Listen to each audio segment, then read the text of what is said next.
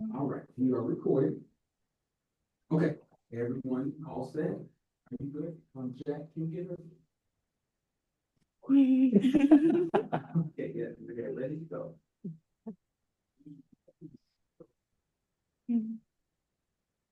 Okay, welcome to Maryland Advisory Council of the Deaf and the Hard of Hearing.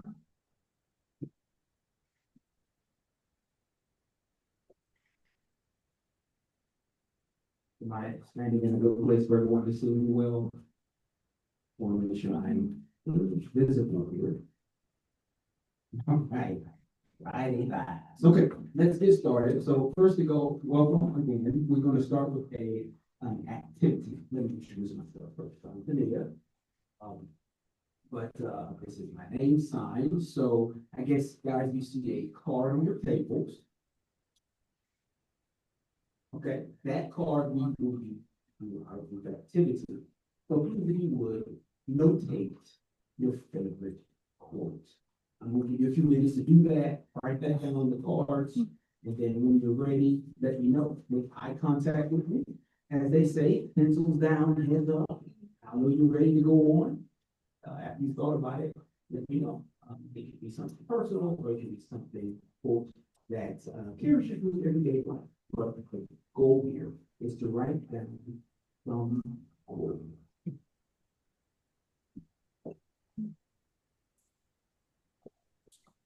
And then you use your iPhone or whatever.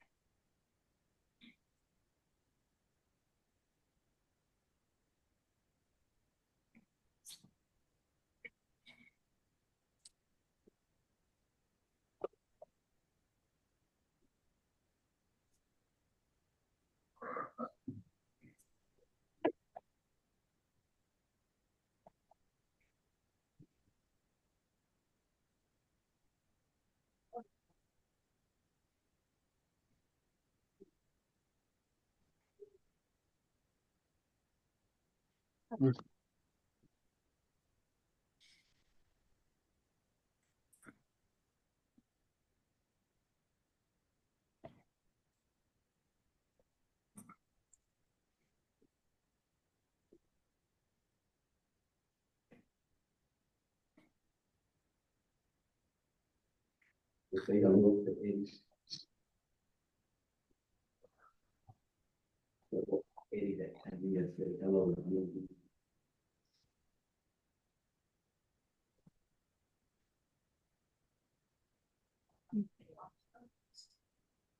So everything that you see, well, the green part that you see, we're going to just write down the whole. It's a part of the kind of activity that we're going to do.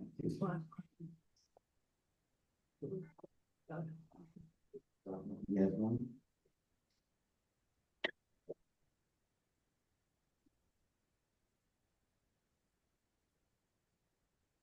So you have the agenda there on the table. First, let's say, and we said, hey, do you have your agenda on your table?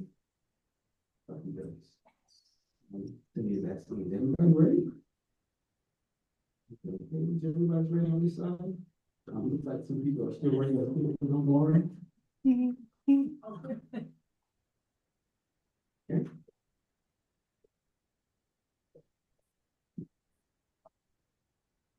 More. Okay.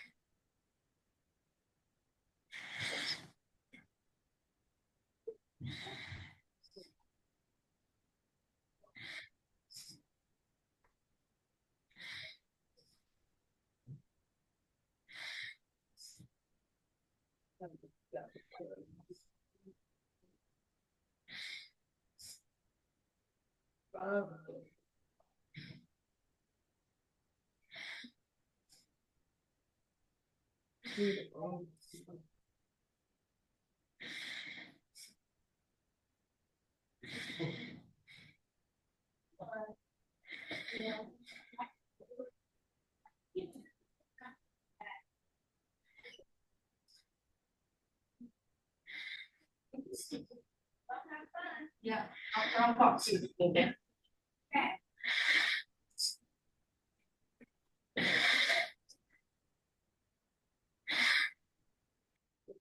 Oh.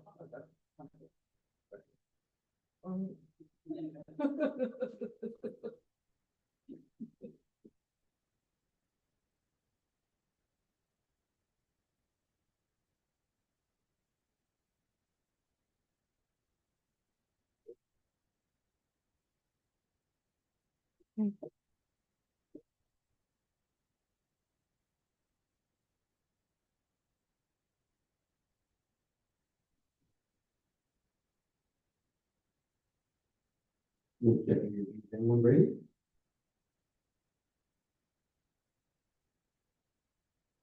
Okay, yes, you can go ahead. So as for me, my favorite quote is, the easiest way to do something is to do it. And it's my favorite quote, but sometimes, you can over duplicate things and procrastination takes place. I'll tell you real next. Page from MSDE. And my quote is actually from a poem by Mary Oliver. It's called How to Live a Life. And so it's pay attention, be astonished, tell about it. And it's my favorite because I think sometimes we get really caught up in like all of the little things and all of life's like everyday problems, but we forget that like just being here is a really great thing.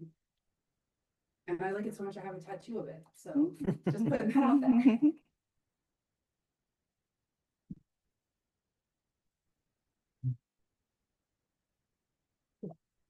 Next, Lauren, you're up next. I love it from the Department of Health. You're never too old to set another goal or to dream a new dream.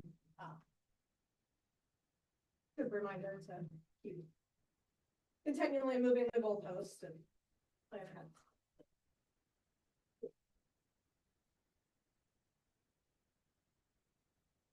Thank you.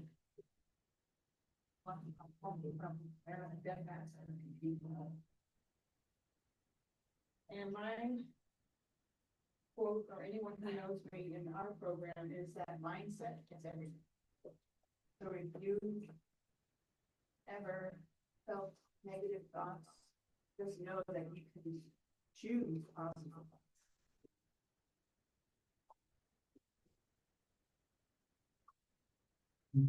Good, Eddie, you're up next. Hi, my name is Eddie Martinez.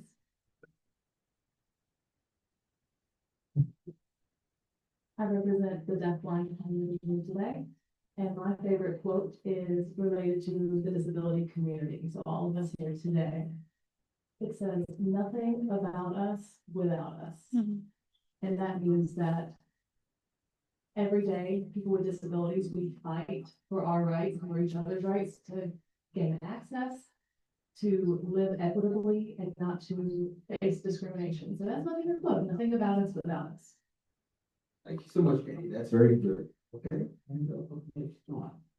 I'm John Serrano. I'm from the Maryland School for the Deaf. I was looking for a quote, and the one I found hit me because I value hard work and persistence, and I'm a runner myself. So it does say perseverance is not a long race. Instead, it is one short race after another in accumulation, and that's perseverance. And that's by Walter Elliott.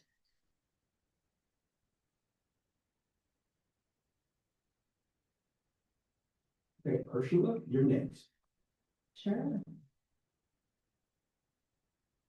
So the shirt. Shirt says, "I'm a proud mom of a freaking awesome daughter," and my daughter bought it for me, and she did. My second time wearing it, and it was why.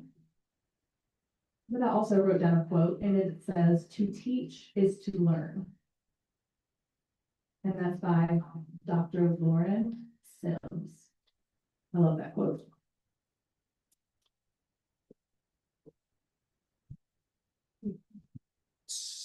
I'm Mark Tesoro from the Maryland Department of Aging. And the quote I like was from Harry Truman, President Truman. And he says that it's amazing what can be accomplished when you don't care about who gets credit. And I think it helps focus on the goal rather than all of the intermediary things or the smaller things that have to happen to make something large happen.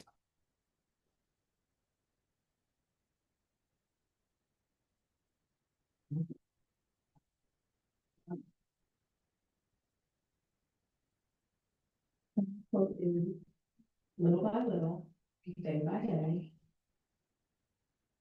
What is meant for you will find a way. And when the future doesn't seem clear, just know that what is meant for you is coming.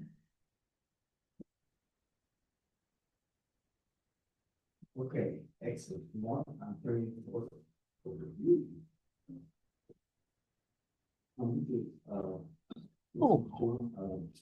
John, you forgot one. Oh, did you want to do going?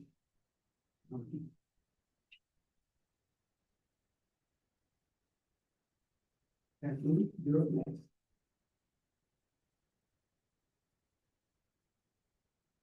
Hi, I'm Kathleen.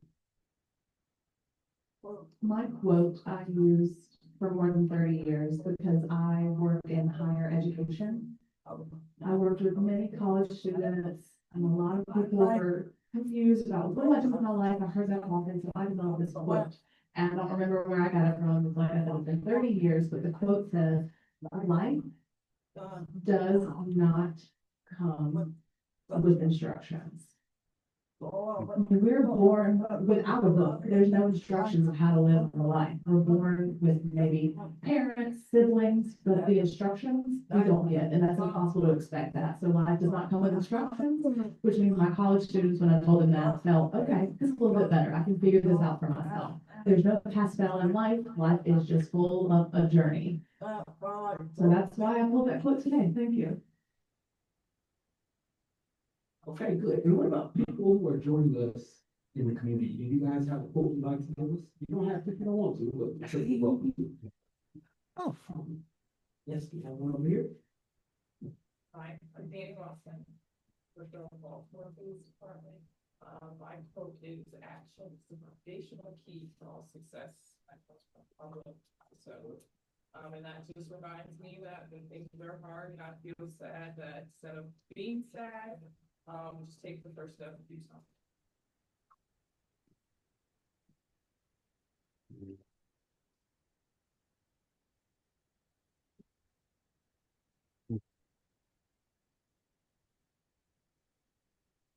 Excellent. Thank you. Let's see. We have someone, would you like to?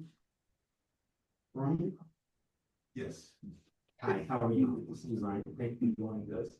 We feel we have a place here on. You can have a seat right here. We'd like to right here on the bench in the corner. Sit with us. Cue. Should we give him the opportunity to give a quote? You don't have to go on to Ryan, but if you have a favorite quote, you can certainly give it. So we'll say, thank you everyone for them joining, part of the Maryland Commission on Civil Rights. I do serve as lead investigator. So I'm standing here on behalf of some of our leaders today. One quote that I do live by is, I'm no better than the next man, but I'm no less than the best man.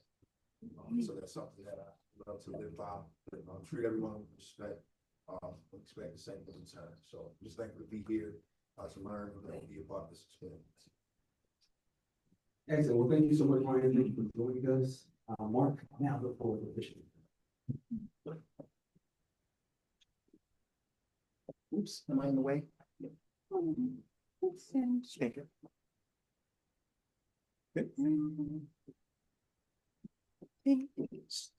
All of those quotes are so inspiring. Thank you, Tania. It's one of my favorite activities is having you do these kind of bonding activities. So I appreciate it. So I'm going to call the meeting to order in a little bit of an official way. So this is March 5th, 2026. We're beginning the meeting. Oh, March 6th. what did I say? March 5th. Oh, March 6th. Thank you. March 6th, 2026. It's 2:15. Just so that for the record. For those of you who don't know me or are online, my name is Mark Tesoro. I work for the Maryland Department of Aging. And I am the vice chair of this council. Hopefully council members remember to sign in the back. And I want to just welcome everybody for coming today. I know that the weather has been really cold and snowy. And I, for one, am looking forward to a spring that is cool with plenty of flowers. So I hope everybody's doing well. I also want to make sure I welcome everybody online also. So it's great to have everybody here and joining us today. I believe we need, to take a roll call. And I do want to say, it's been noted for me that if you are here in proxy of another, we welcome you to be here, but you aren't allowed to technically vote on items that we're presenting today. So just so the group knows, but I think we need to do a roll call at this point. Not sure if I have the names, but who is here today? She's gonna grab it for you. Oh, okay. And we'll see if we have a quorum.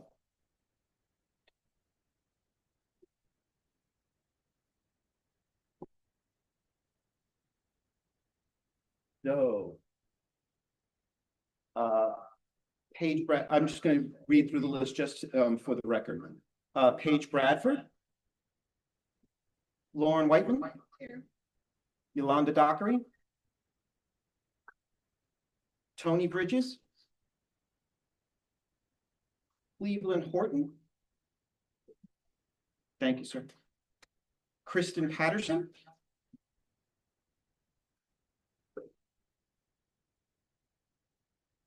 Allegra Hollins. John Serrano. Thank you, sir. Diana Yamada? No. Dana Hill. Cassidy Brooks Flagg.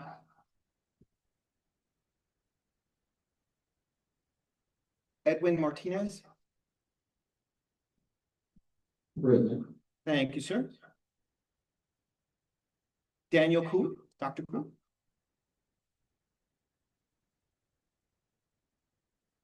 Bo Bunyan.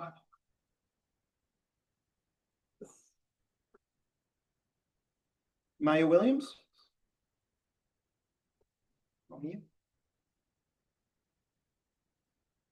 Kathleen Farnsworth, Kramer. Thank you, ma'am.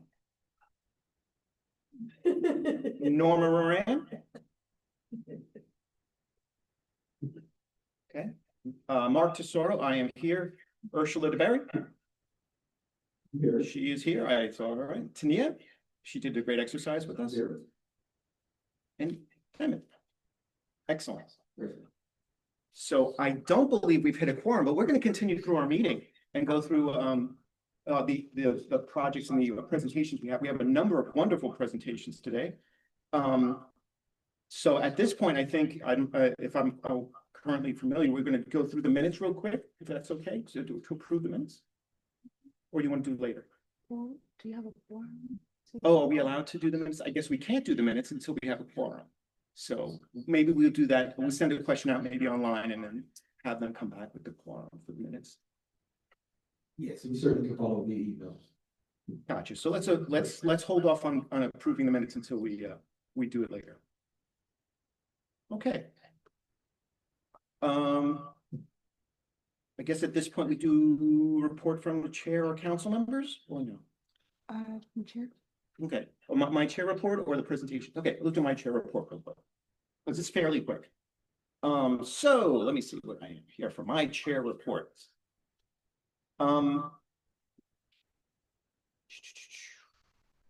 So Let's see where I am here. Don't move. The big work really going on right now, I think, for all agencies and all departments in the state, has been being legislative session.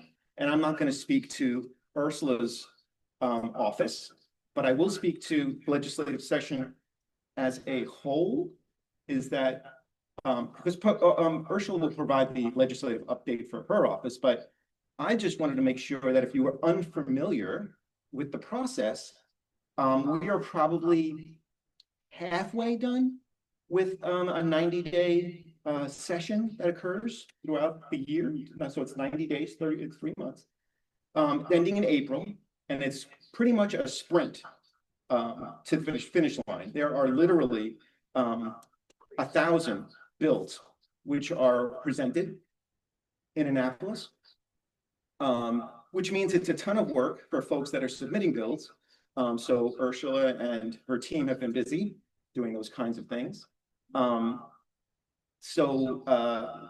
that end of that 90-day period, those bills will either be approved or edited or passed over. So by the end of April, we'll have a decision one way or the other on literally 1,000+ bills.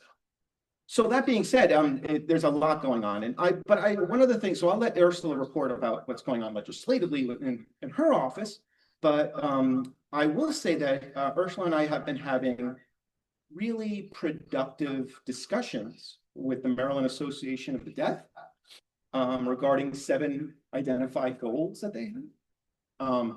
So that was a really productive conversation. We met earlier last month and went over each goal individually.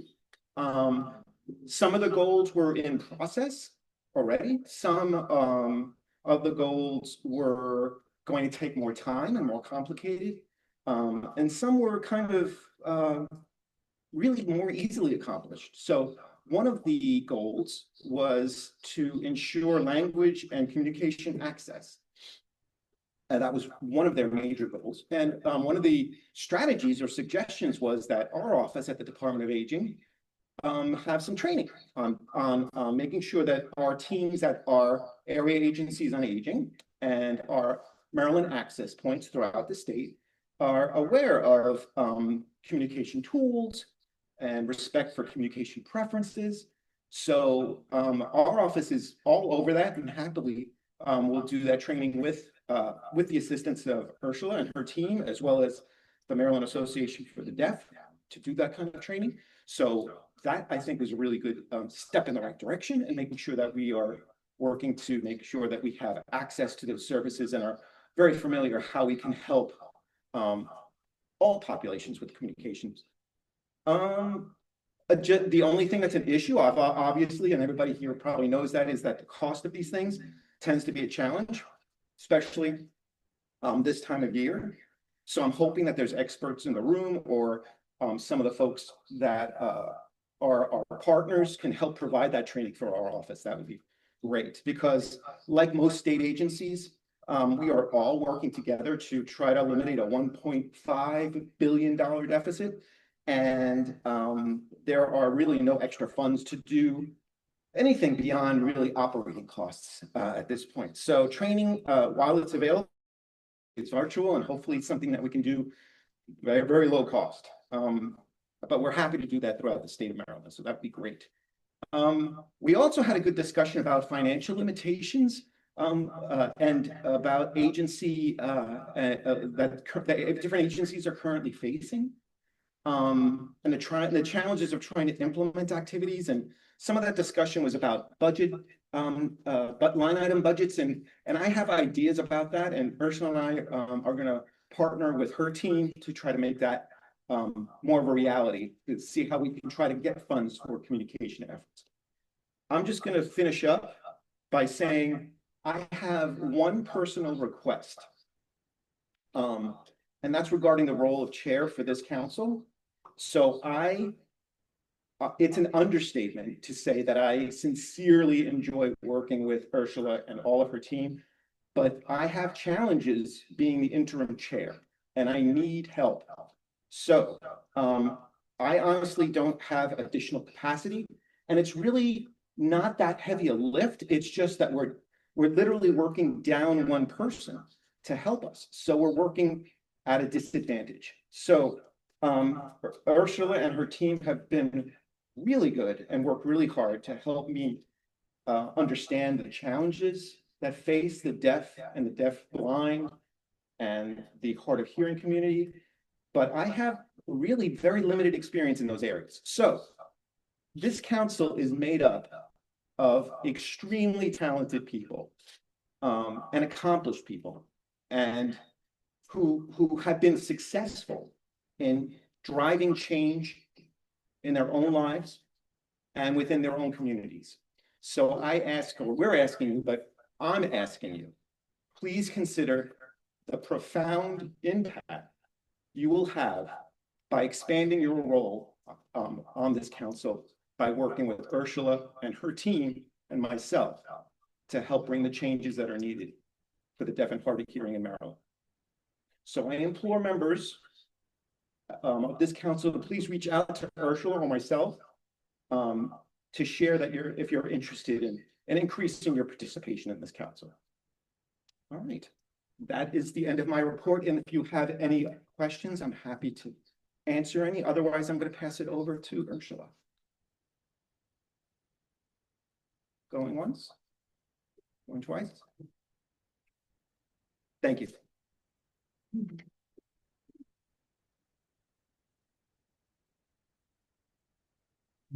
Great job.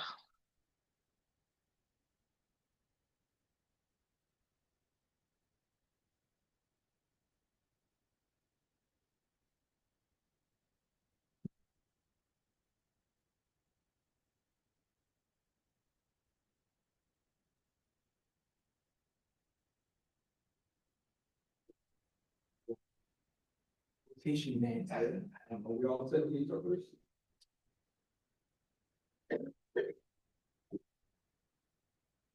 So Marcus.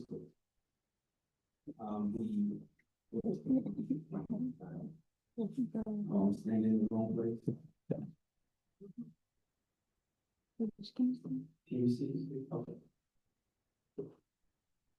Is this good? Am I good? Okay, I want to make sure I'm in the right place. But Mark is right. We do need more increased support, and we do understand that many of us, right now, this is during the legislative session. And so, I mentioned that because right now, we are, really brag back. We recently, appointed in sworn in. And so soon we'll be sworn in again. Some folks, do not send their letter from the governor's office. So we definitely want to finish the continue to serve it, but they won't be serving anymore. So some of those folks won't be sworn in. And so those who will be staying and some will be leaving, it's clear for June the 6th, which is the next meeting. That's when we'll have that. So I do want to thank you for whoever's here now or who folks are coming later. We want to thank you, those who were with us before.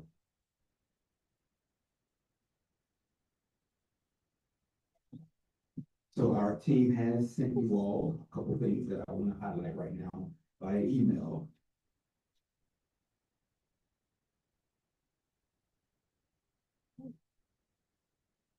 In that email, you did get a PowerPoint. Okay. We got the PowerPoint here. You did get the agenda that we sent out to everyone. We also got the MACDHH draft minutes. Now we will be sending you out a way that you can vote for those ones, so that the draft can become popular. Okay, because we do not to actually vote for the minutes together.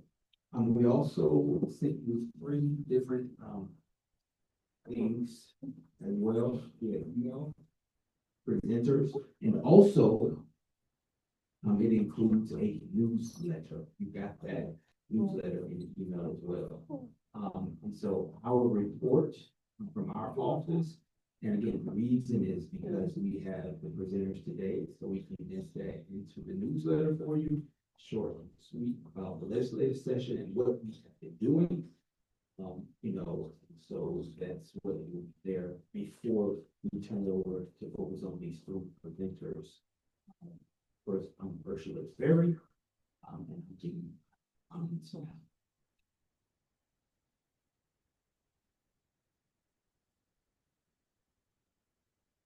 So our office is able to do advocacy and support. We have a support letter. We also provide information. We have a letter of concern that we're going to try to avoid that. So it's not a letter of concern.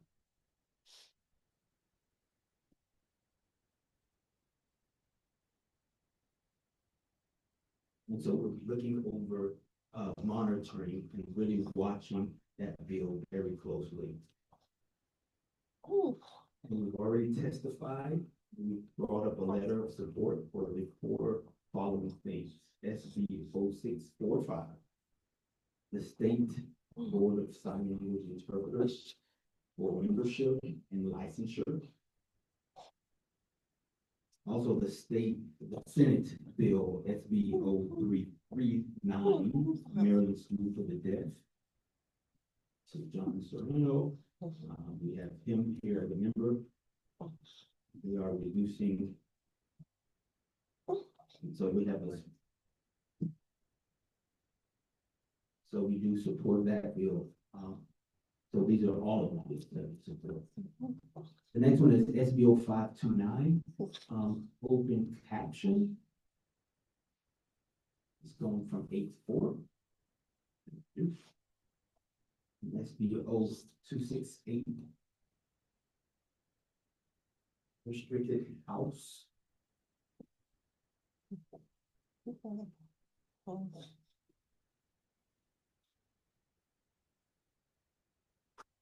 For individuals, ID. And then HBO 866.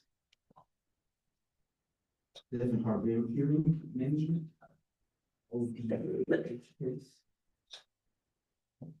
And the deaf and hard of hearing blind will be working on a work group. They've extended the work group. And that work group will actually be in June. It's been extended for 30 months. And then HBO 439. And this office, ODHH, is giving this office deaf blind as well as hard of hearing. Want to insert deaf blind as well into that category for this office, ODHH. Does anyone have any questions or do I need to clarify? Okay, then a letter of concern for public safety, the law, police enforcement, base coverings. For SB 0001. And so we're also going to be monitoring that one. It's of concern. We will be keeping an eye on it. We also will be keeping an eye on these. Employment discrimination, language acquisition for the deaf and the hard of hearing children.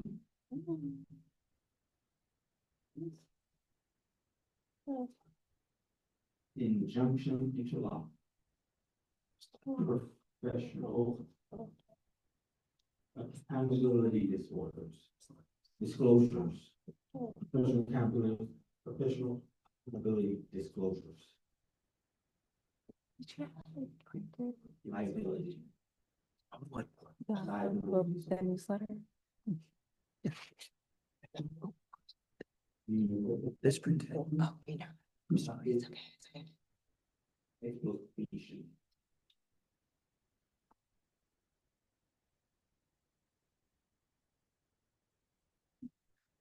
If you guys would like to know more about those, you definitely take a look at the newsletter.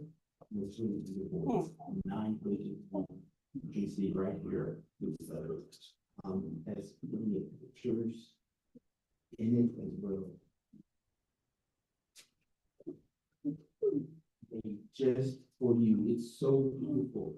And what we will do later is we're going to be posting it on the website. It'll be under MACDHH MAC.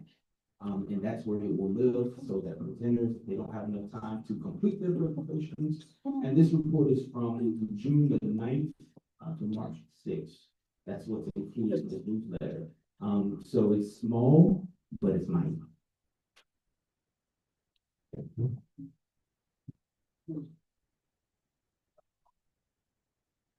Does anyone have any questions for me?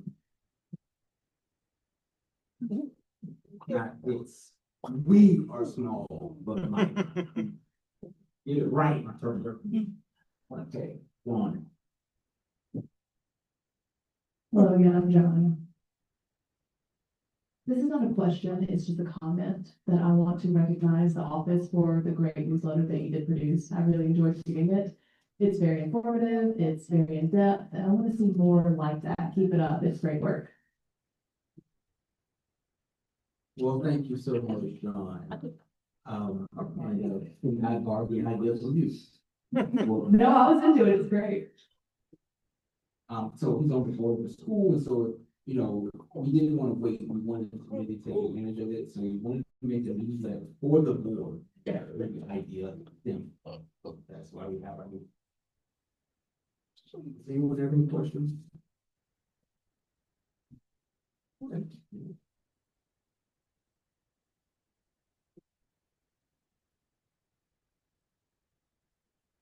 So our first presenter is going to be Kathleen Moran. And her topic is on legal advocacy. The second person who will be presenting is Mike Turkey, and the third person is going to be the Baltimore Police Department. So Kathleen, you ready?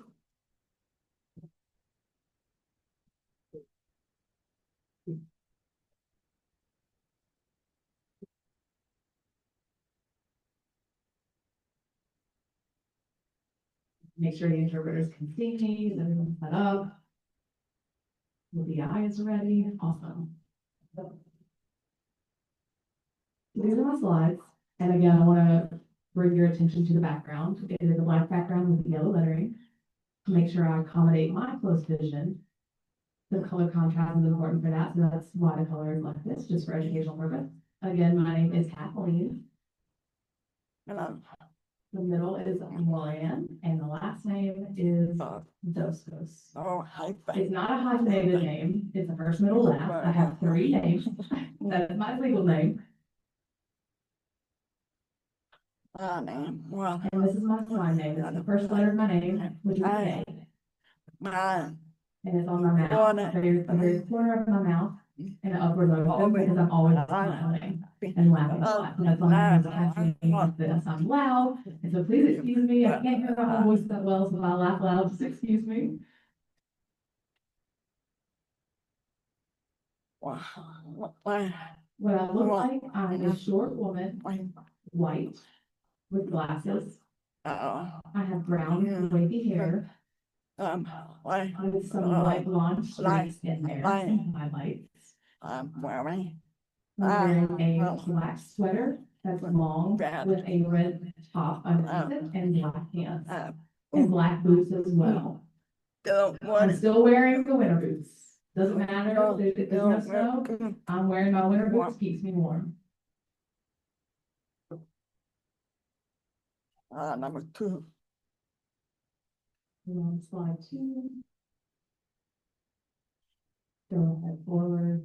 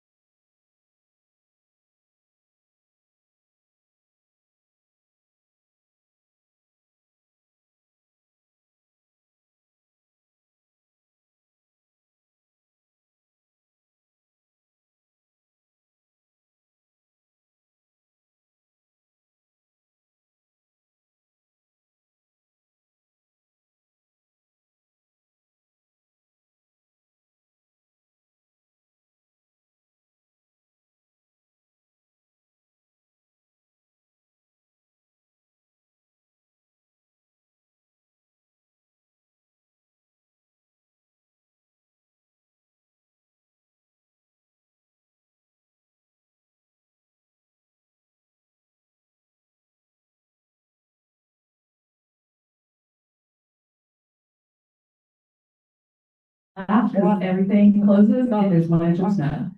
We all shut down. I'm like, that's real Rochester, 3 feet of snow, we still go. We go to work, we go to school. So I had a laugh internally, even in the winter recently that was that. I'm like, wow, everyone is really upset about all this. I'm used to it now, but I wasn't when I first moved here. Don't. I don't miss the winter at all. I know what I said laughing about it, but I don't actually miss it. That's why I moved. I wanted a little bit of a warmer climate. And also, you see me looking at the podium, it's my notes, helping me with the presentation because I am neurodivergent. So just excuse me, that's why I'm looking. I have a deaf disability as well as I'm neurodivergent. So I also lived in Massachusetts, I lived in Connecticut, I lived in New York, and now I live in Maryland. I recently became close vision, and that was related to the color contrast and the font size.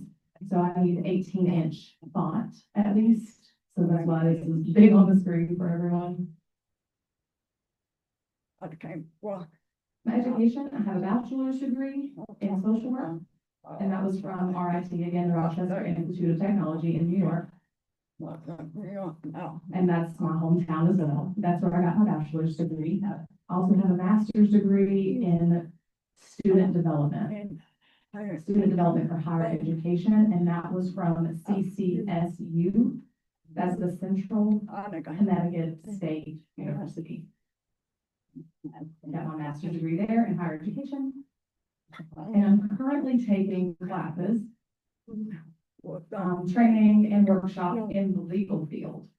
And I'm doing that at AACC, which is Anne Arundel County Community College. My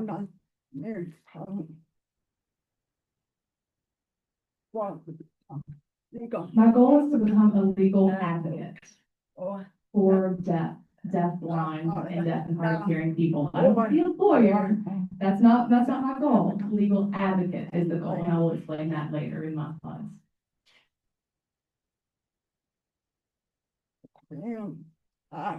For my career, I worked in the higher education field. I did so for 30+ years. I decided to leave the field. I was burnt out, other reasons, but now I'm pursuing a career in, as I said, legal advocacy. I'm still active in the higher education field. I join different memberships. I go to different conferences for professional development. I'm still heavily involved in education, and I'm doing the legal advocacy training as well.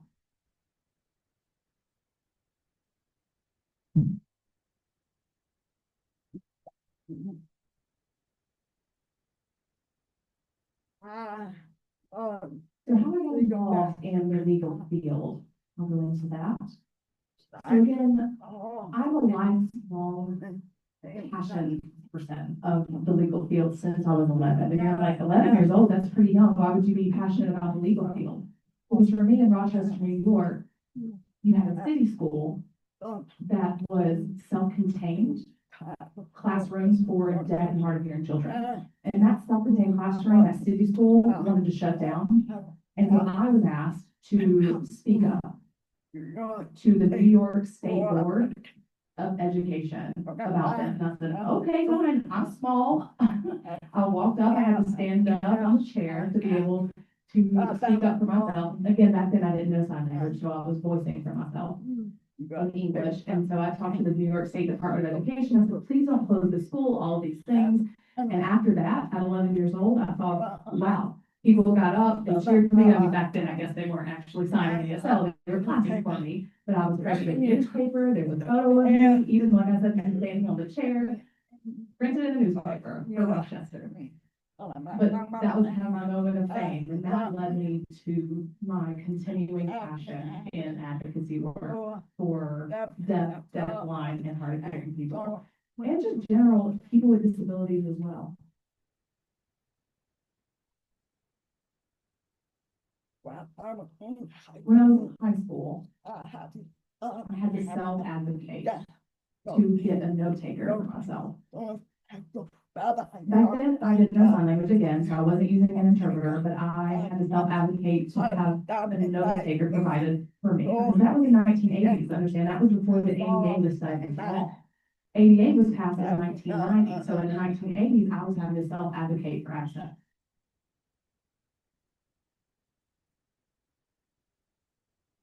I would think. I was also encouraged to go to law school.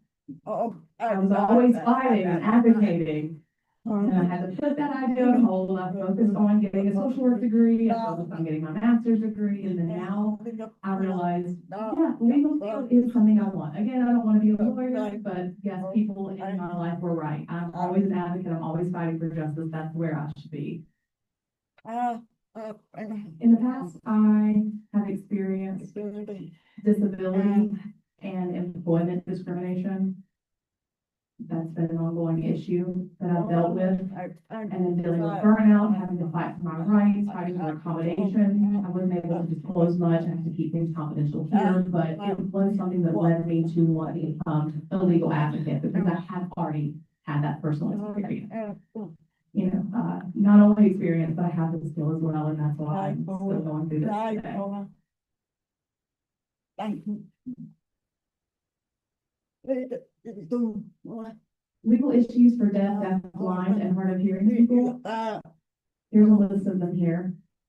And I will read them out to you. So my experience with discrimination, trying to look for resources, look for things needed for deaf, blind, and deaf people was very challenging. I was being referred all around, ran in a circle, and I thought, wow, there's a better way to do this. Also, I noticed here in the state of Maryland that ADA compliance does not exist for deaf, blind, and hard of hearing people. And let me explain that a little bit more. So Maryland does have ADA compliance officers, but how many of them are actually experienced and talented in the realm of deaf, blind, and deaf, hard of hearing people? That's what's missing, is that knowledge and education. Well, I do applaud deaf, blind, and hard of hearing lawyers. They're out there, there's not enough. And we need more deaf, blind, and hard of hearing people who work in the legal field here. There's not enough. Because even the people that I've contacted in my community are burnt out. They have a lot of clients, and there's not enough deaf, blind, hard of hearing lawyers. It's been a challenge. When I talk to other people out in the community, I do notice more deaf, blind, hard of hearing people expressing their frustration with their employment discrimination when it comes to their disability, especially in certain rural areas. I notice that things are increasing because where do you go for resources? People don't have ready access to the appropriate resources. Next slide. I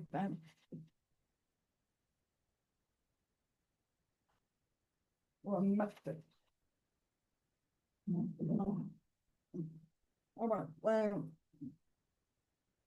to briefly explain the state versus federal court. They are not the same.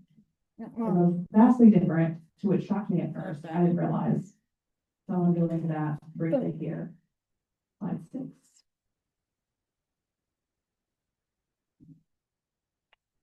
Cool. The state court must follow the ADA law, Title II, where you can provide accommodations for deaf, blind, and hard of hearing people, The people. as well as other people with disabilities. Cool. State courts always provide virtual relay interpreting services, so that's VRI. They always provide that, it's ready on hand. They also always have on-site interpreters available as well for deaf, hard of hearing, and deaf, blind. And that again is state court. However, what's ironic is the person who coordinates the VRI interpreter services was my professor, or is my professor at AACC, Anne Arundel County Community College. And they're from Rochester, New York, just like me. So she is very aware of the deaf and hard of hearing community that's in Rochester. She knows about interpreters, and she helped set up the VRI services for court and as well all over the state court. So all state courts have VRI services ready, and that's really great that she's in the know of our needs. Next slide.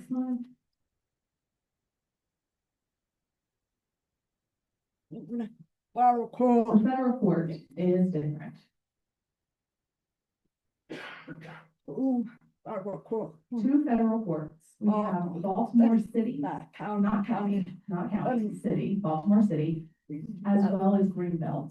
So those are the two federal courts, Oh. and both do not follow the ADA law, which sounds counterintuitive and confusing, but they do have their own word that they call it, judicial conference policies.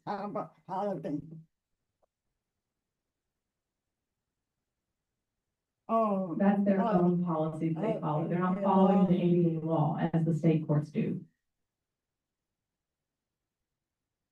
They also don't provide virtual relay interpreting services. They're very hands-off about that. The need communication, that's not us, which is pretty challenging for federal court. The policy is different.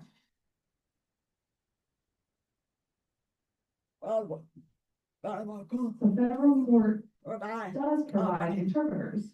They provide on-site interpreters and they provide remote services, but it's during trial only. That's it. And we say, well, we need interpreters before trial. We need pre-conference interpreters. We need all these other things. And they say, that's not here. If you finish trial, then you need to speak with your lawyer.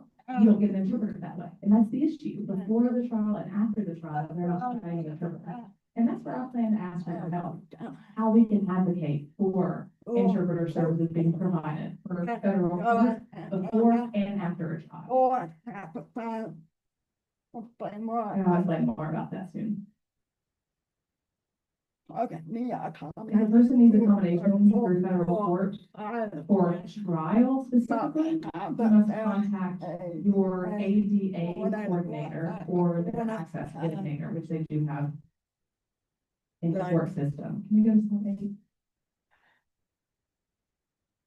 I'm going to talk about the interesting piece of the three different categories. You have lawyers, you have interpreters, and you have legal advocates. They might seem similar depending on what's going on, but they also have vastly different roles as well. Let's go to slide 9. We can go into that further. So lawyers have professional obligations. They must follow the American Bar Association Code of Professional Conduct, the CPC. So that's ABA, the American Bar Association's Code of Conduct. They must follow that. Also, lawyers can provide legal advice if they become that person's lawyer. You have to be a client of the lawyer. If a person's like, hey, lawyer, you're not my lawyer, but can we talk about this? You cannot do that. That's not allowed. You must be a client of the lawyer if you're seeking legal advice. And you have to sign that agreement first. Just a heads up if you ever need legal counsel.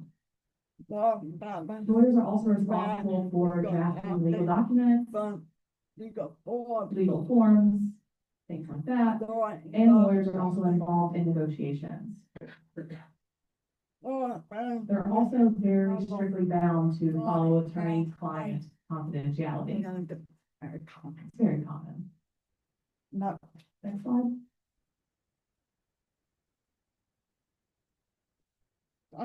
Interpreters have some similar obligations as an attorney, but interpreters are the facilitators of the communication between the lawyer and the client. The interpreter is not helping, is not expanding, is not explaining, they are facilitating communication. So the deaf client says, oh, I'm not sure what that means. The interpreter is not allowed to go into depth. They have to ask the lawyer to explain it, and that can be a challenge. The interpreter must stay within their role of facilitating communication. The interpreters also follow the RID, Registry of Interpreters for the Deaf Code of Professional Conduct.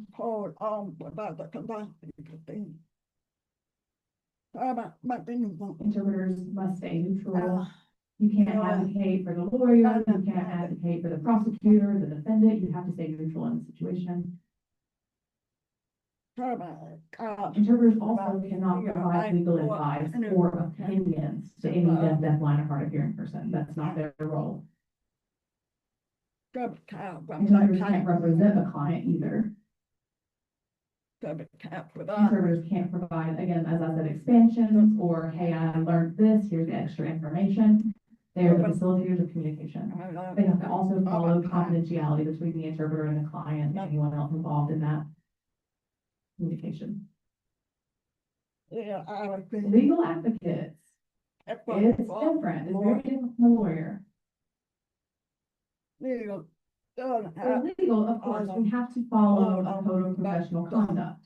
Confidentiality, professional behavior, respect, that's similar, but a legal advocate can provide and support and advocate for deaf, hard of hearing, and deafblind clients. They can, we can provide advocacy services. Legal advocates can go into detail and explain if a client who is deaf, deafblind, or hard of hearing don't understand legal terminology or jargon, then an advocate like myself could go into depth and explain those more. And again, an interpreter couldn't do that. They're stuck and bound by being the facilitator, but an advocate can expound upon ideas and concepts and make sure it is clear for the client. Legal advocates can also empower clients, like, this is what you need to do, X, Y, and Z. I can't do it for you, I'm not spoon-feeding or helping, but here are your things that you can do to be a self-advocate as well when talking with your lawyer. We can also provide legal resources, information, websites, organizations, agencies that clients can reach out to. And legal advocates cannot provide legal advice. That is a restriction. So again, as a legal advocate, I could represent a deaf, deafblind, or hard of hearing client in court. Next slide. So my goal in legal advocacy is this. I want to continue becoming a legal advocate and be a mediator. If both parties are not getting along and then they go to court, they prefer maybe go to a mediator. I would like to be that mediator, where you listen to both sides, you take a neutral stance, you try to get people to compromise or agree or come to a solution. That's the training I'm going through currently. I should soon finish that training. We also could assist with civil cases, not criminal cases, but things that are related to disability discrimination, employment discrimination, accommodation denial, and others, because I, again, have that knowledge and experience of experiencing those things as well. However, I cannot represent a criminal case. That's not where I'll be involved. I have no experience in that. I have no knowledge, no education, no training with criminal cases, so I prefer to say civil cases. I'm sorry, I'm sweating my glasses keep falling off.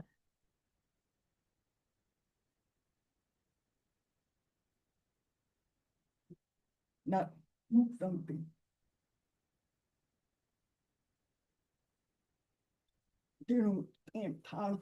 this is on the same topic about my goal as a legal advocate. I want to be a liaison to be able to collaborate with Maryland Governor's Office of the Deaf and Hard of Hearing, with Ursula here. I want to be able to provide and update legal resources on the website. So that way deaf, deafblind, hard of hearing people can get access to that. They can click and see the most updated version of legal resources. So that's why I would like to collaborate with her. I've already contacted many lawyers and firms and talked to different organizations, and we'll be working on updating that. That's something I'd like to do in the future. Also would like to continue collaborating with other legal organizations like Maryland Commission on Civil Rights. I want to collaborate with civil justices, because I do have an internal network through my school. And that's my advantage.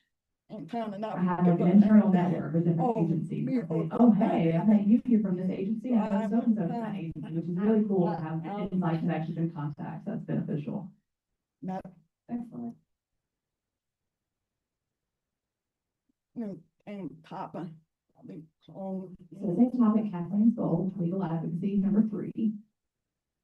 what do? I want to increase awareness Education. and education on legal resources to deaf-blind and hard of hearing people in Maryland State. Yeah, kind of. Still attending different professional opportunities, We're going, so they can be local, state, or federal. I.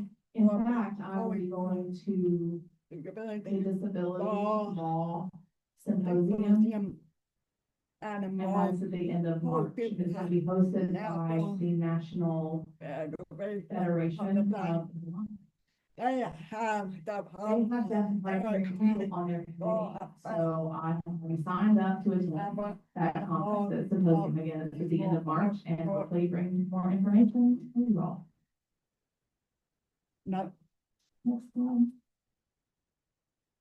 now, what? Now, what can our general community do? That. For those who are deaf, blind, and hard of hearing, and hearing as well. So all of you, what can you do to help the deaf, hard of hearing, and deaf, blind community? I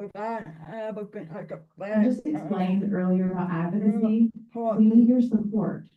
Talking to people both at federal level courts, the one in Baltimore City, and like Greenbelt, reaching out to them and saying, hey, please reconsider providing virtual relay interpreting services, as well as your on-site interpreters for deaf, blind, and hard of hearing people, doing it not only for the trial, but for pre-conference and post-conference. Because of course the trial is important, but we need interpreters for all interactions in the legal field, so please advocate for that. Next slide.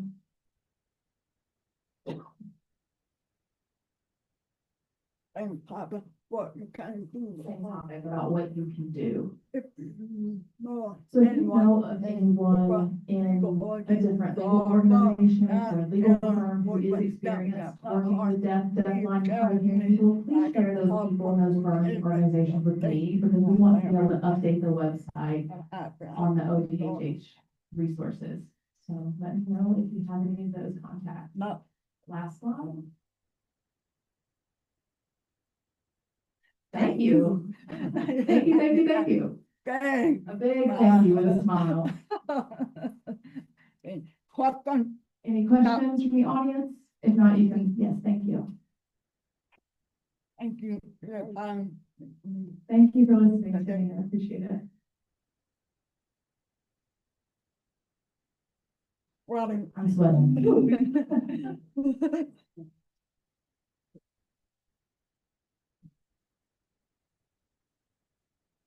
Yeah, thank you.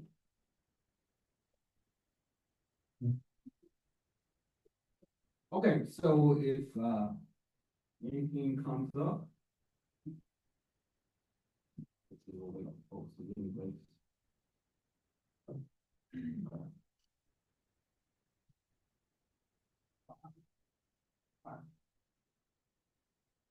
Wow.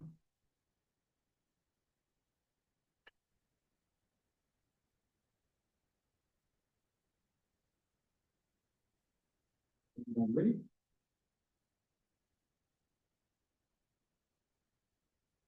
Okay, so if anything does come up, given that presentation, Kathleen, maybe you can share your email address. You guys can definitely send it to my office as well, ODHH office, and we will fill that to you and get it to our presenter. The next presenter is Mike.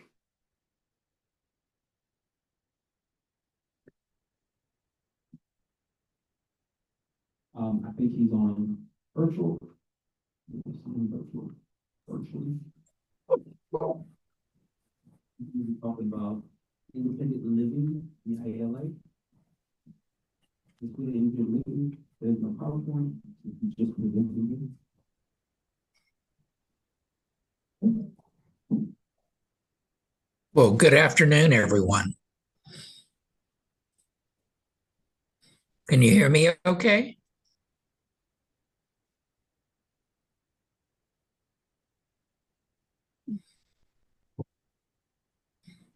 I'm assuming that's a yes.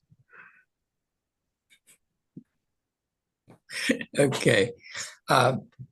As Ursula said, my name is Mike Perkey. I'm the Executive Director for Deaf Independent Living Association, or DILA.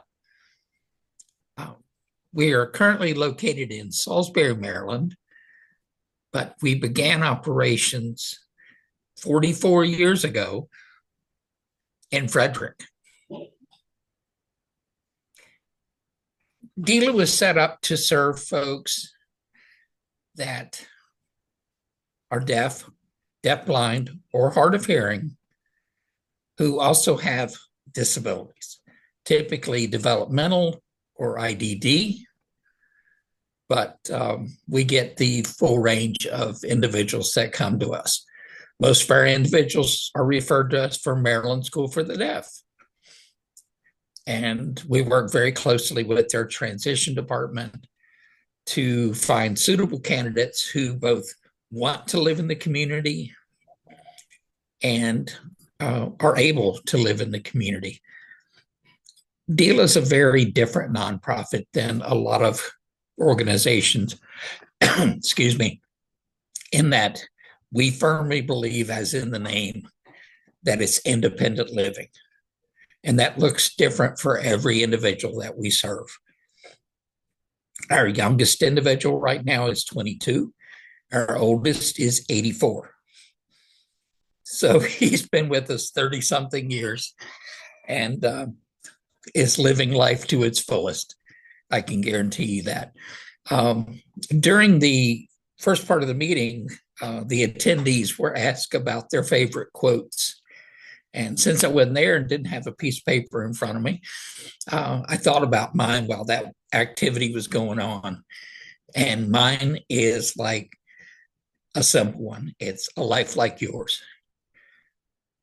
That's what we look for each of the folks that we serve, is that they have a life just like everyone else's. No different because of the disability, no different because of their, excuse me, deafness. They get the opportunity to have the same life as everyone else. They get to participate in the community. They get to have a job. They get to have support. They have relationships. We have 2 individuals who've been through our program who own their own homes and are both working full time. We've had 3 weddings since we've been here, or since I've been here. And it's just that opportunity to participate fully in what we do. DILA provides housing, employment services, supported employment services, personal supports in the home, what we call supported living, and we do all that under the auspices of DDA. So we get to follow all the DDA rules and still try to make it as independent as possible.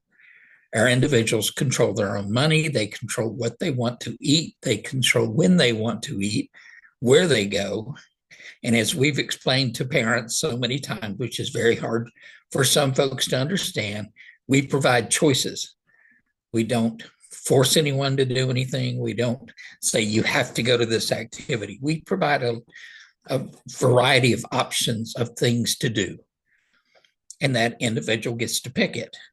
I've had parents call me and go, well, why aren't they doing this? And I'm, they're an adult. They get to make that decision.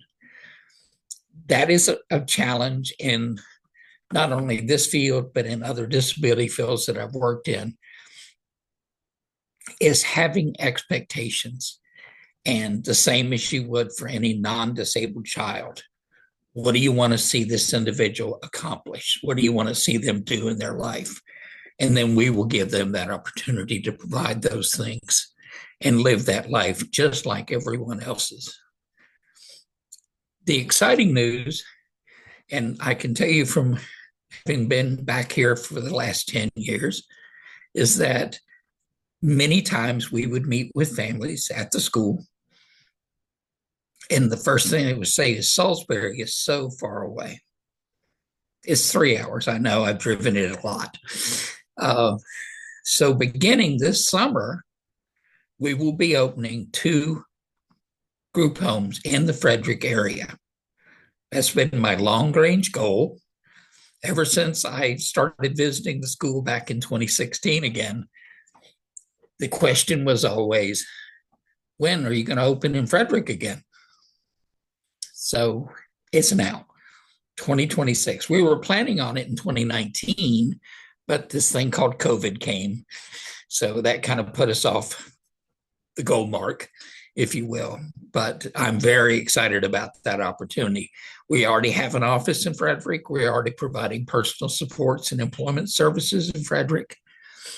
And now we're going to be providing what's called community living group home. These will be homes in the community. They will be 3-bedroom, 2-bath homes. The roommates that we've met with know each other. They're excited about the opportunity. And they can't be any more excited than we are that we have finally gotten back to Frederick again. And we only plan to grow from there.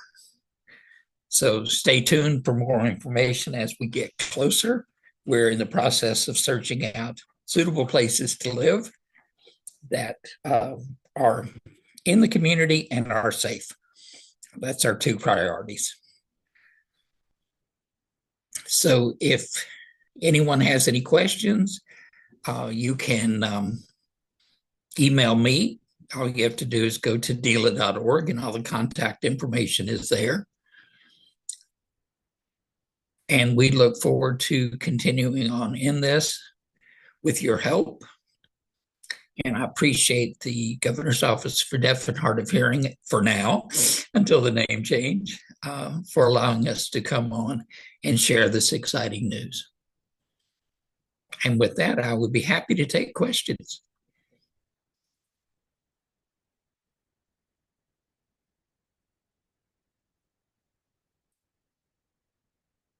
Actually,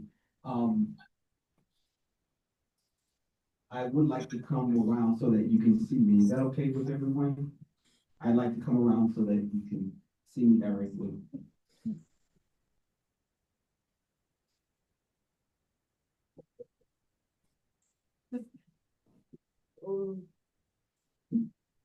So hello, Mike. It's good to see you.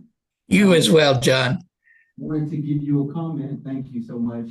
I did want to acknowledge and recognize you for your great work that you've done, particularly with the community, because we at Maryland School for the Deaf, we do serve students that run the spectrum. You know, there's a range of students that we serve. And so once they graduate high school, you know, they find themselves with lots of challenge in terms of having support out there. So independent living skills and that sort of thing, the organization does provide a way for the group, for those folks in the community. And so, you know, lots of people are, you know, overlooked, ignored. So I commend you, thrilled about what you're doing. I'm excited for you to also establish one in Frederick as well. A center in Frederick as well. So thank you so much. Thank you for the wonderful work that you are doing. Thank you, John. I really appreciate that.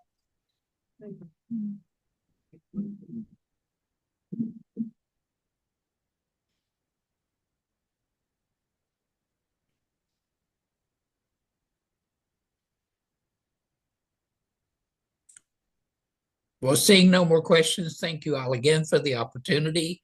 I really appreciate it, and I hope you have a wonderful weekend.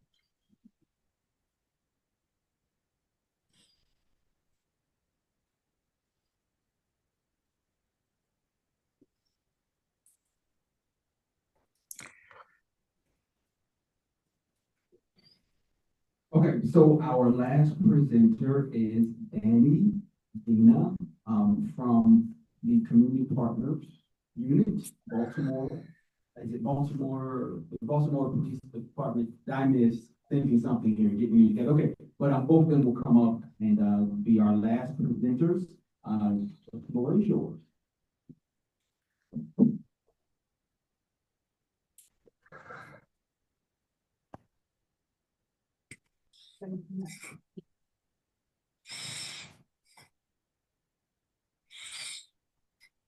Hello, everyone.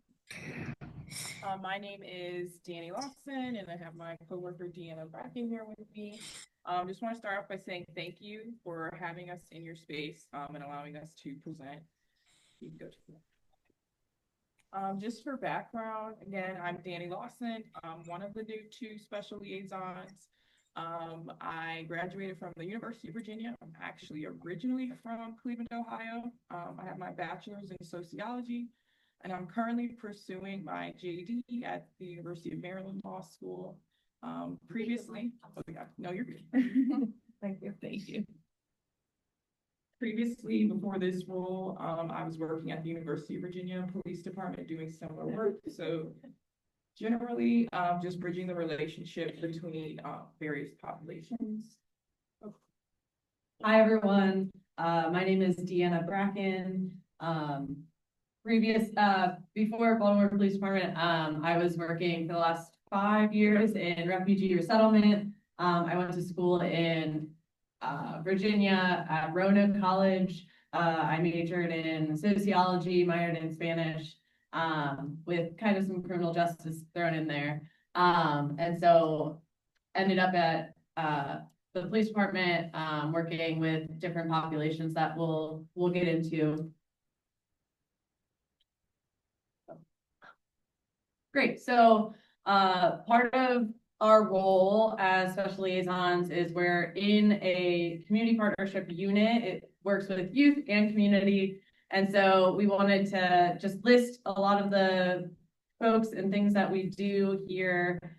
So under this unit is us 2, as well as this chaplain program, an LGBTQIA+ advisory board, a youth advisory board, an inspection task force that comprises of all kinds of agencies throughout Baltimore City and Maryland, and then some neighborhood policing plans. And so all of that goes into what we do throughout Baltimore. Yeah. So like we mentioned, we're special liaisons. So collectively, we both work on the deaf and hard of hearing community in terms of being able to bridge a relationship between Baltimore Police Department and the deaf and hard of hearing community. And that could look like a myriad of things. So things like this, coming to community forums, community spaces, as well as building out programs, one of which we're going to talk about and why we're here. In addition, outside of that, I individually work with the LGBTQIA+ community, as well as older adults. So with the LGBTQ+ community, one of our big things that comes out of the consent decree is our LGBTQ advisory board, which we just launched and got up and running this month. So a lot of the work that we'll be doing with the community will come out of that board. And then additionally, older adults, one of the things that we do, again, is things like this with older adults and attending a lot of different events.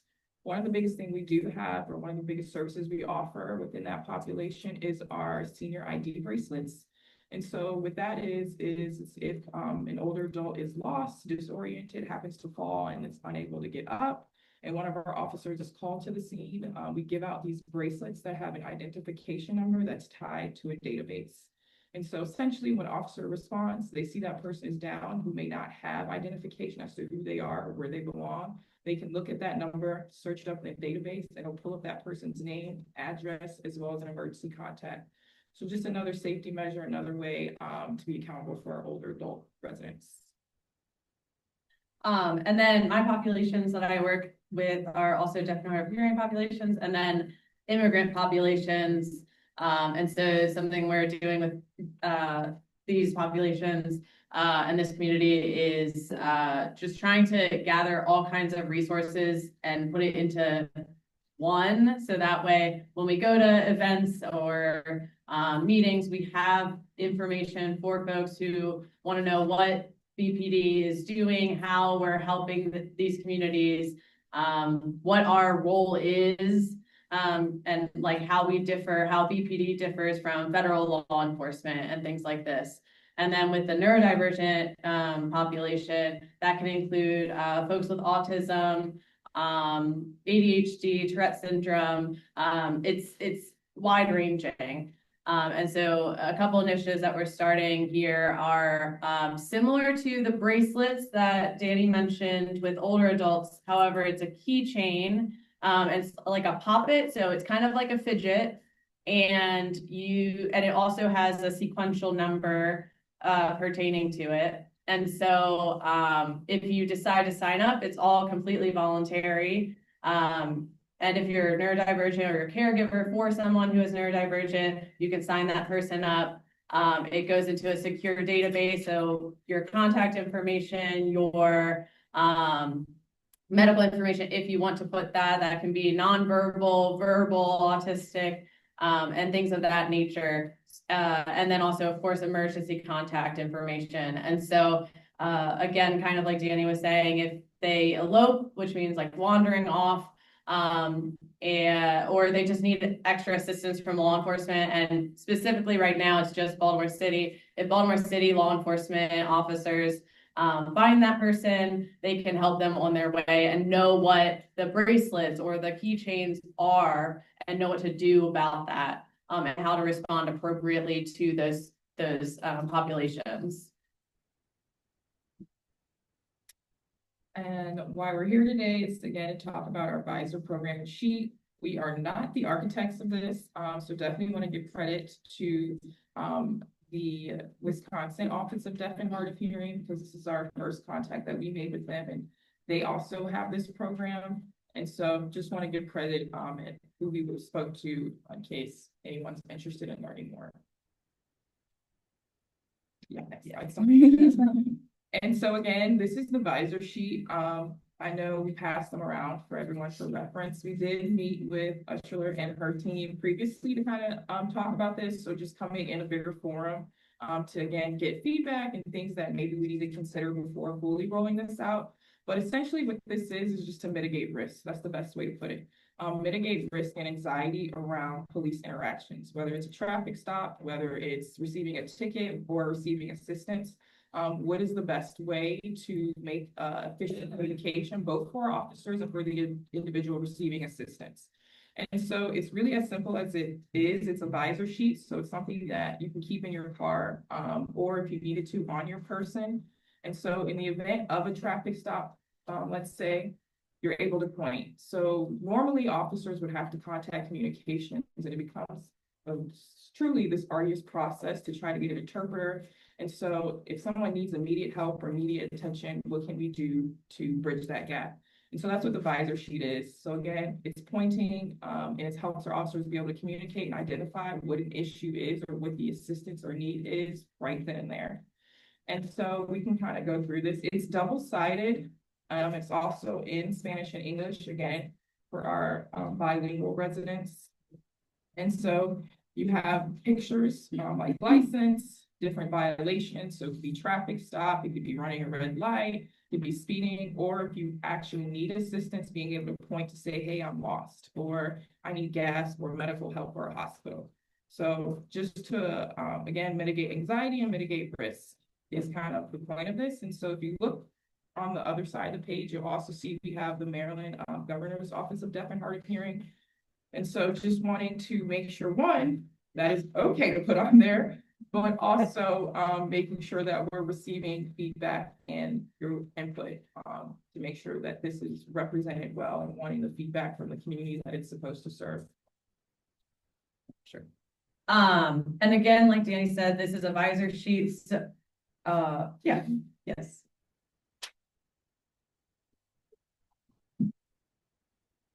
Oh, Okay, regarding this visor, I'm gonna wait for the interpreters. It's great.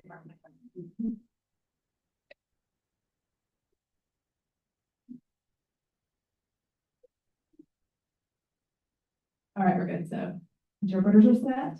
I have a question regarding the visor that you just explained.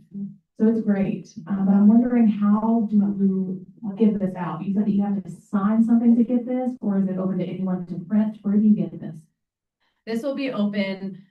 We have not yet printed it ourselves. We will be printing it. It will be laminated and double-sided.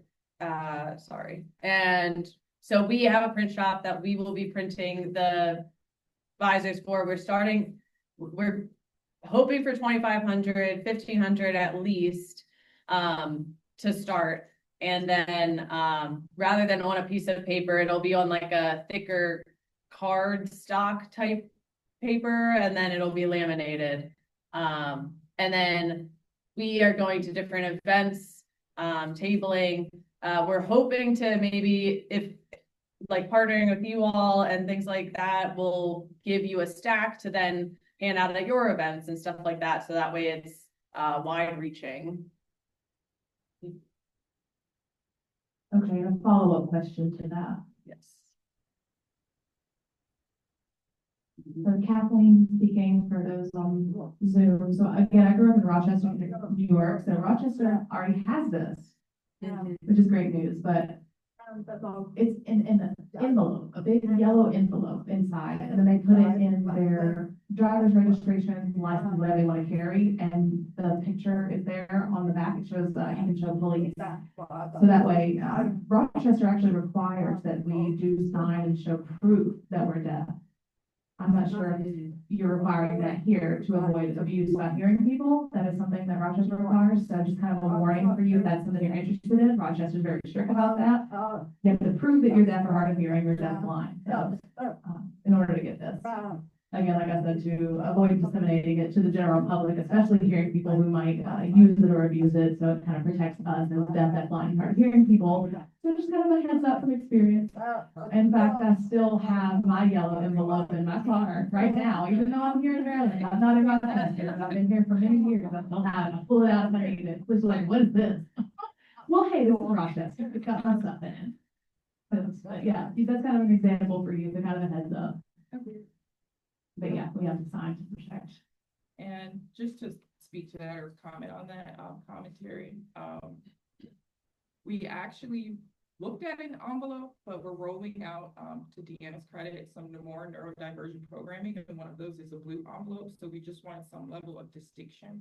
So that is why we don't have the envelope, but we did look into that. Additionally, we're not asking individuals to provide proof of being deaf or hard of hearing, and that's really because we never want to deny someone who may have another type of disability or another vulnerable population that may find this useful, but who may not be deaf or hard of hearing. And that could be someone that is simply just bilingual or may not be a fluent English speaker, where this could be useful for them. And we're also mindful, because I know when we met before, one of the concerns was abuse of using it. And so we're actually rolling out an officer training on this visor program specifically to educate our officers on what it is, and then also how to use it.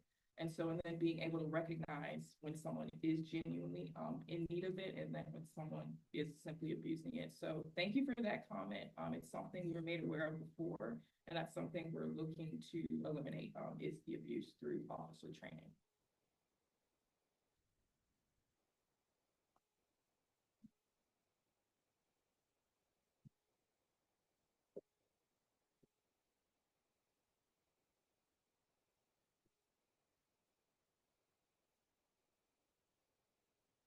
Hi, I'm the president of the Metro, Deafblind, and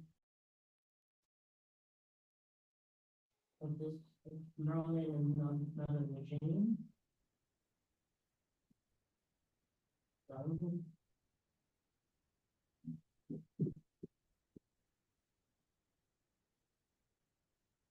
My name is Eddie Rock Martinez. I'm president of the Metro Washington Association of the Deaf and Blind. I was wondering if you build a relationship with the deaf, if you're considering building a relationship between the deaf.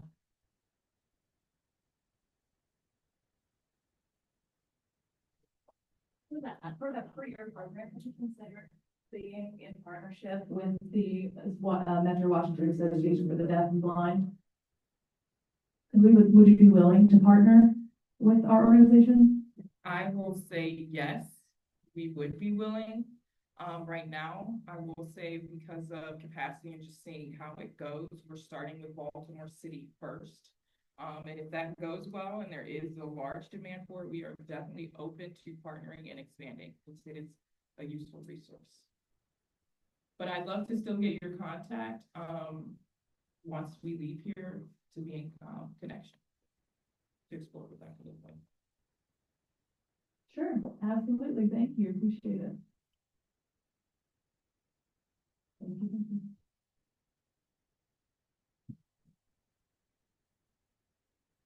I'm curious if you will also be including, the GODHH, because we do have some folks that we would like to have available and involved with this as well. Maybe like a piece, have it included on the actual, ASL included there.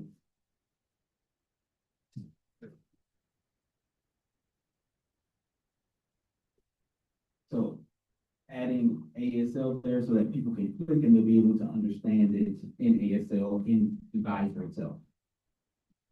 Okay, I think that's something we have not considered, and I would love to consider that. Again, would love to get your contact or the primary person's contact, figure out how we can do that.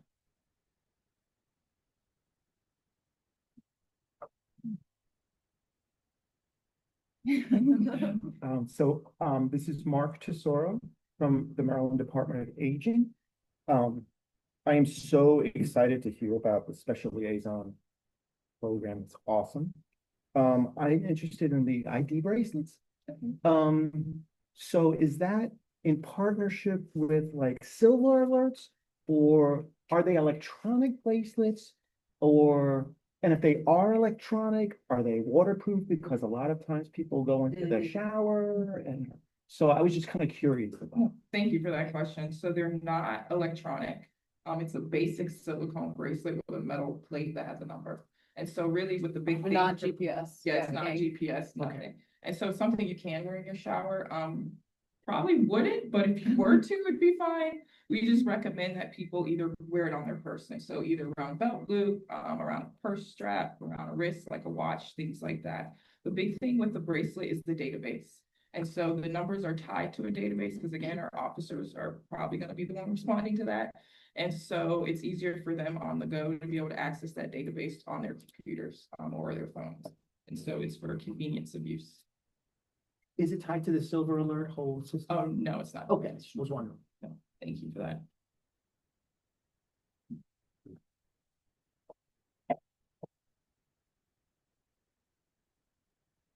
And can everybody see me okay? Just want to make sure. Is it good to everybody?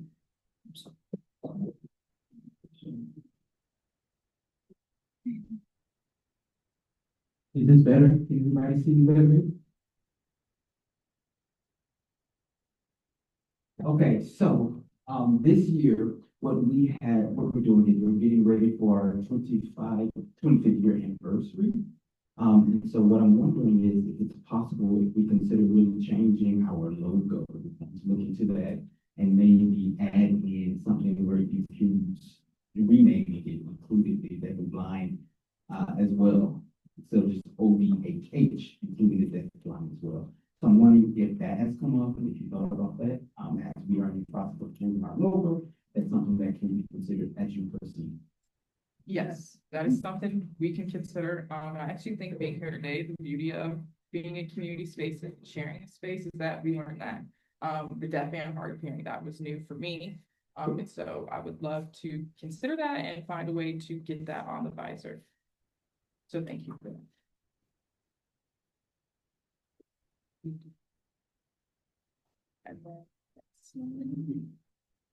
Questions and contacts. Again, I'm Deanna. You can reach both of us. Here's each of our emails and our phones. Also, we have a general inquiry in case you may have intersections of things that are going on that cross both of our populations. You can just send questions, concerns, thoughts to that BPD liaison's email. We both receive them as well. And then I'll open it back up for questions.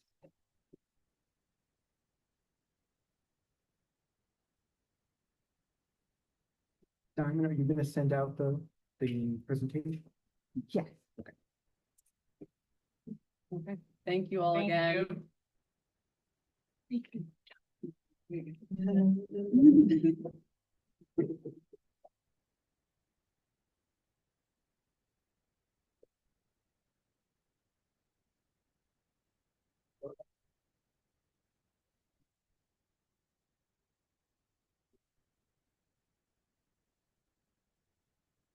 One moment while we are interpreting situation.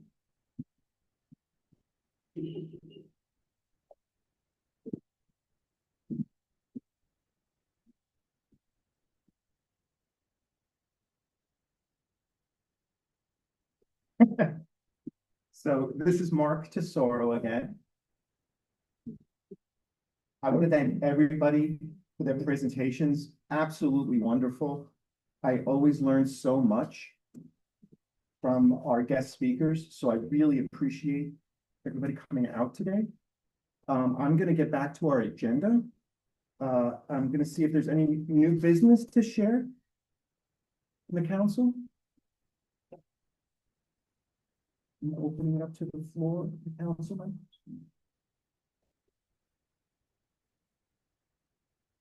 Give it a minute or two. Anything new? Yes, ma'am. Just a quick update from MDH. We will be sending out next week our announcement for our annual Eddie State Stakeholder Meeting, which will be virtual on May 20th. So we'll be sending information. Very excited for this year's. Thank you for sharing that. Any other new business? I will say from my office at the Department of Aging, we just launched a needs assessment, caregiver needs assessment called the Johns Hopkins Memory Care Family Checklist. And it's very, very complete. And it will help people prioritize and begin a care plan for people with memory problems. So we're very excited about that. Any other items? Any old business?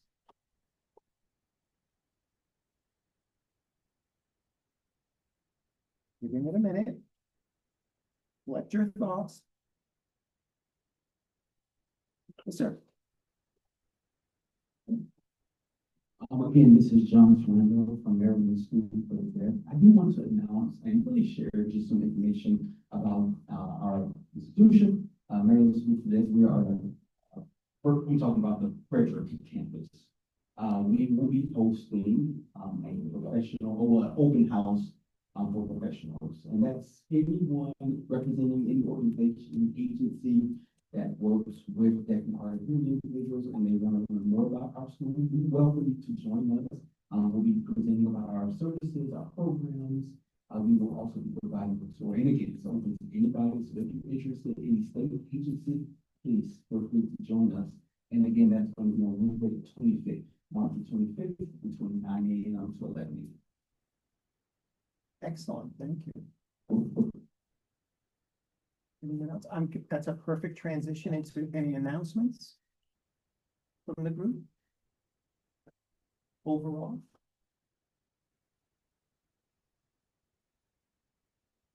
See, none, I don't know. You're sure?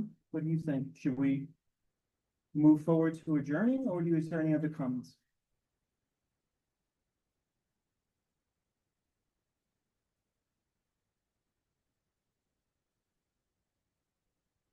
So after the meeting is over, they tend to yield the floor back to me so that we can see if there's any questions and see if there's anything that we need to follow up on, or any, we tend to host like a town hall. You guys have anything, any questions, any concerns that needs further discussion?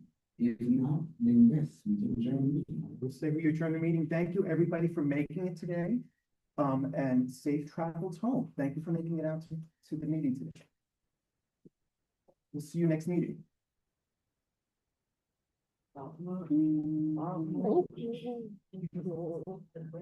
Thank you.